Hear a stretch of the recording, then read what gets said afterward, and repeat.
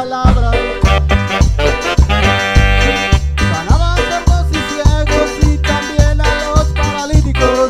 Por eso le cantaré, por eso le alabaré, por eso le exaltaré a Jesús de Nazaret. Por eso le cantaré, por eso le alabaré, por eso le exaltaré a Jesús de Nazaret.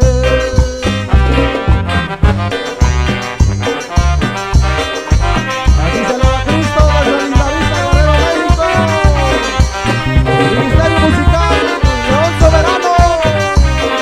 Si le alaba a su Señor, para el Cristo de la gloria.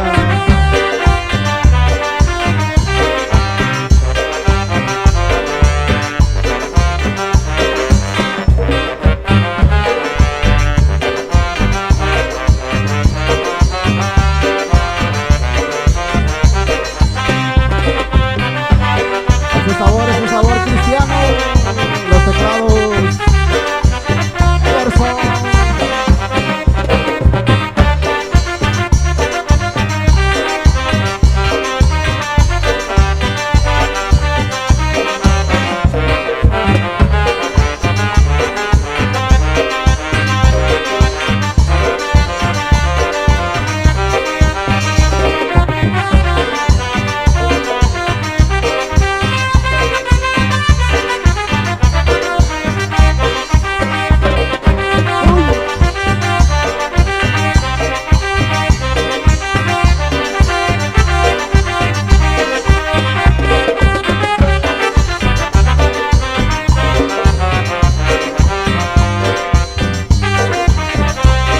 Por eso le cantaré, por eso le alabaré, por eso le exaltaré a Jesús de Nazaret.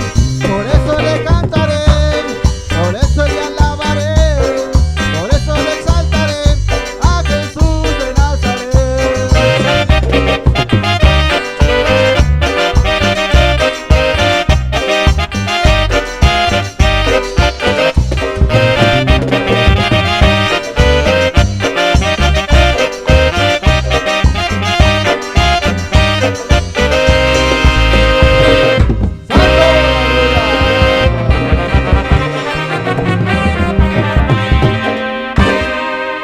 Así es, a manera de León Soberano, claro que sí, cuando Jesucristo anduvo predicando la palabra.